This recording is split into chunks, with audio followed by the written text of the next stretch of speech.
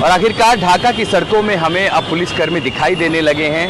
कल सरकार और प्रदर्शनकारियों के बीच बातचीत के बाद जब पुलिसकर्मियों को ये आश्वासन दिया है कि उन पर हिंसा की घटनाएं नहीं होंगी, तो पुलिसकर्मी भी काम पर लौटने लगे हैं और उन्होंने अपनी हड़ताल भी खत्म कर दी है। मैं इस समय ढाका में हूँ, ओल्ड सिटी में, और सबसे प्रमुख बाज़ारों में, जहाँ पुलिसकर्मियों को देख पा रहे हैं। और अब कम से कम ट्रैफिक की व्यवस्था सुचारू होने लगी है।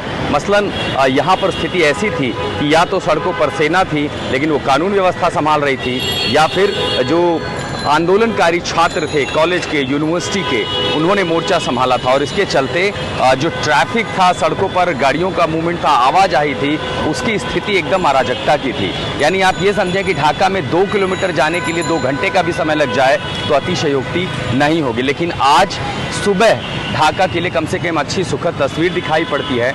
बहुत सारे पुलिसकर्मी दरअसल गायब हो गए थे, अंडरग्राउंड हो गए थे, क्योंकि आंदोलन के दौरान गोलियां भी चली थी प्रदर्शनकारियों पर। पुलिस ने बहुत सख्ती दिखाई थी शेख हसीना सरकार के आदेश के बाद, और उसके बाद पुलिसकर्मियों को जब जान का खतरा होने लगा तो उन्होंने सरकार से मांग की कि गलती उनकी नहीं, उन्होंने तो सिर्फ अपने वरिष्ठ अधिकारियों के आदेश का पालन किया था। और उसके बाद तमाम पुलिसकर्मी छुप गए थे और जितने भी थाने थे, कई जगहों पर पुलिस थानों को तोड़ा गया था, हिंसा हुई थी। लेकिन अब हालात पटरी पर लौटने लगे हैं और इसी की वानगी हमें दिखाई पड़ती है ढाका की सड़कों पर, जहां पर पुलिसकर्मी अब काम पर लौटने लगे हैं।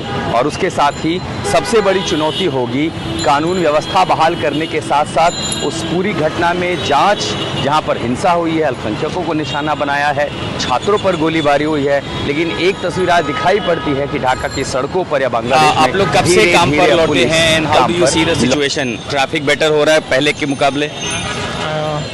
হ্যাঁ, আমরা কাল থেকে সবাই জয়েন করেছে, আর সবাই কাজে এখন যোগদান করেছে।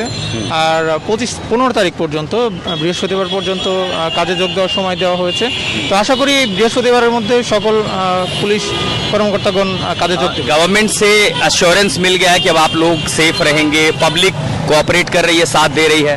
হ্যাঁ হ্যাঁ হ্যাঁ, অবশ্যই পাবলিক আমাদের সাথেই আছে, আমাদের সাথে স্টুডেন্টরাও কাজ করতেছে এবং আমি মনে করি যে খুব দ্রুতই এই পরিস্থিতির উন্নতি হবে।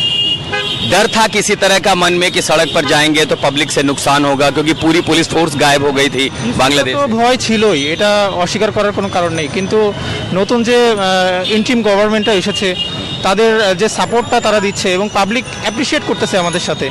সো আশা করি আর সমস্যা হবে না, যেটা হয়ে গেছে আশা করি এরকম আর পরিস্থিতি আসবে না। उम्मीद करते हैं जो हुआ वो आगे ना हो। मन में भय था, भय के चलते बहुत सारे पुलिसकर्मी ड्यूटी से नदारद हो गए, लेकिन अब आश्वासन मिला है, जनता उनकी अपनी है, जनता साथ दे रही है और इसीलिए बांग्लादेश की पुलिस सड़कों पर अपनी ड्यूटी में लौट आई है। कम से कम अराजकता से देश को संभलने का एक मौका जरूर